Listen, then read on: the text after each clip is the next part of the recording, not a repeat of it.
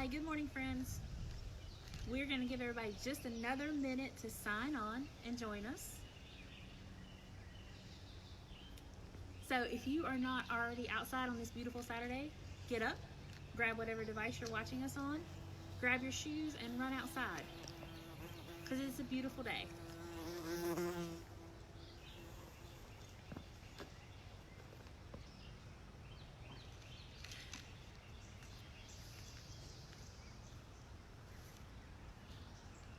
So I'm wondering, how does the weather look where you are across North Carolina? Today, this morning at my house, I'm in central North Carolina, not too far from Gastonia and Charlotte. It is about 65 degrees, the wind's blowing just a little bit. We had a good rainstorm last night. So comment below how your weather is today.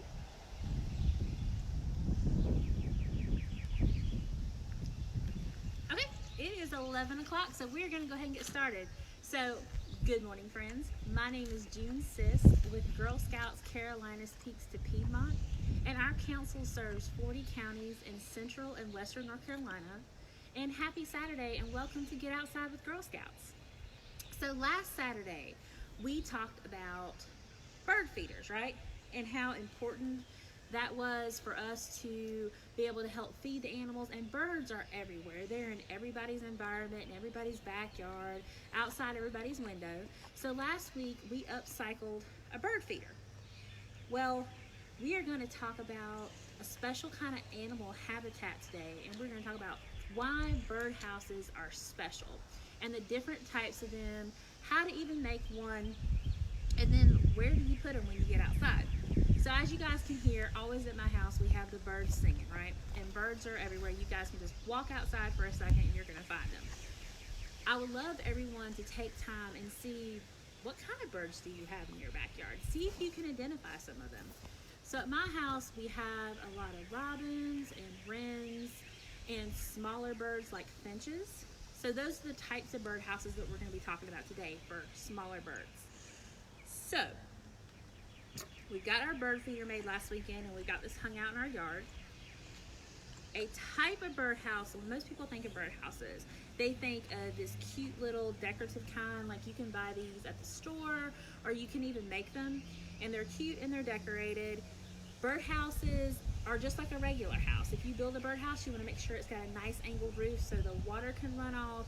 It's got a small opening at the top that you can't see into it, so that the animals can go in there and the birds can fly in there and they can build their nest, and their nests are safely secure and they want to have a nice strong bottom. All right, so let's break down a birdhouse and actually talk about the parts of it, okay? So this is kind of a sample birdhouse, and you can make birdhouses any way that you want to with your family. You guys can get a birdhouse kit from Lowe's. You can get materials and cut them down and make them. There's all kinds of blueprints and models online. This is one we made at a Girl Scout event a couple years ago. So let's take it apart and talk about the different parts of a birdhouse. Okay, so anytime you build a birdhouse or make a birdhouse, you want to make sure that it's got nice, sturdy walls, okay, that you can't see through, because the birds are going to want their privacy. You're going to want to make sure that it has a nice solid bottom, so when they build their birdhouses on it, or their bird nest, it's not going to fall through and their babies aren't going to get damaged, okay?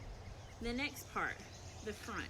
You always want to make sure that your opening is towards the top of your birdhouse and not the bottom, because if you put your birdhouse together like that, the birds are going to be able to go right in, and they're going to have, any predators could have straight access to their babies. Their babies aren't going to have any privacy. When their babies hatch and they're born, they could roll right out and get hurt. So we always want to make sure that the opening to our birdhouse is at the top, and it gives that place, that nest, a secure place to be built.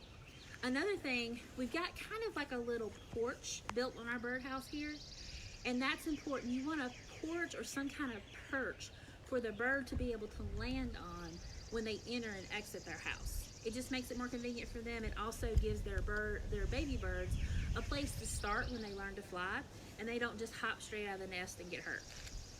So a special thing we did with this birdhouse, as you can see, it's got to have a top to it, right? Because we don't want it to be able to rain in their birdhouse or leaves to be able to blow in there or other animals to be able to get in. So what we did was we took our roof and we made it where we could spin it. Any idea what that might be? So the reason that we did that was so that we could clean out our birdhouse every year. So after your birds are hatched in the fall, you want to take your birdhouse down and you want to spin that roof on it, and you want to clean it out and get all the old nests and bugs, and there might be a spider web or two in there. And that way, when you hang it back up in the spring, like January, February, March, it is fresh and ready for a new bird family to join in on it. So if you guys have any questions about birdhouses, my friend Tara is in the comments today, and she will answer questions for you. So, what if you don't have wood and supplies and a kit to build a birdhouse? We're Girl Scouts, so we can make the best of our resources, right? So, we are going to use the same materials that we used last week to build our bird feeder. We're going to make a really simple birdhouse that you can make at home. So, I don't know if you guys can tell a difference in these two bottles, but they are both originally in the same bottle. This one's clear and this one's not. So why do you think that this one's not clear anymore? So birds don't mind if you watch them eat, but they don't want you to be able to see in your house. You know how we have walls and we have curtains and we have blinds on our windows? Because we all like our privacy too. Birds are the same way. So we took this birdhouse and we just spray painted it a bunch of different colors to make it a little darker. It's okay that you can kind of see into it, but the birds won't be able to see out. And that way when they fly in there and they build their nest in the bottom, they'll feel like they're safe and secure and have privacy. We did a really small hole size for a smaller bird. It's located at the bottom of the slope of the bottle so that the water is going to run off the bottle and not into the bird's house. It also has a perch, which is the same bamboo style rod that we used last week for our bird feeder. But the biggest difference between these two things is the size of the opening. Whenever you make a bird feeder, you want to make sure that animals can get in and out and eat as often as quickly as they want to. But with their homes and their birdhouses, we want to make sure that they have really limited access so that they feel safe and secure. And then everything else is the same. You can just pop a string in the top of it and screw it down. Another big difference between a bird feeder and a birdhouse is location, right? So anytime you buy a house, you might hear your parents say it's location, location, location. So a bird feeder, you can hang on your front porch. You can hang it right outside your window because birds don't mind if you watch them eat. They'll fly right up to it. You can take a picture of them. But their houses need to be a little bit more secure. Most birds are not going to use a birdhouse that's hanging right out on your front porch, right outside the door where you come in and out all the time, or right beside your driveway where your car is cranking up, unless the birdhouse can be hidden. So wherever you put your birdhouse, you want to make sure that you kind of hide it up in a tree a little bit so they've got some privacy with some limbs. Another thing too is we all love things like wind chimes and little decorative things that we put out in our trees and our front porches and stuff. You want to make sure that these types of things are not hanging around your birdhouses, because that's just kind of like your neighbor cutting grass all the time or living next to a really loud freeway where you can hear cars and stuff. Birds want it kind of quiet, so they don't want something that's constantly making noise. All right, so these are examples of how we can contribute to making habitats for birds.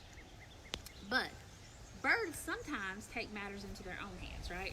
And they'll build a nest in a natural habitat. As you can see behind me, I've got some bushes right outside my house, and every single spring we find, let's take a little walk, friends, come on. Come and just get a little bit closer with me. And we're gonna take a peek at a bird's nest. And it's okay because the bird's not here right now and there's not any eggs in the nest. If you ever find a bird's nest, that's their home. Remember, you don't wanna move it. You don't want to mess with it, especially if it has baby birds or eggs in it, because sometimes the parents won't return to it, and you never wanna touch a baby bird because you've put your scent on it and the parents won't want to take care of them anymore. So if you ever find one that's like fallen out of a tree or something, put something on your hand and place it back up in the tree as quickly as possible, or have your parents help you. But you guys will scoot on to come a little bit closer. You guys will see that we have a bird nest that was built this year. And as you can see, it's got pieces of tarp and different things that they found to build their nest. But if you glance at it without me moving the bush, we walk by here every single day. And unless you were looking for it, you would never find it, right?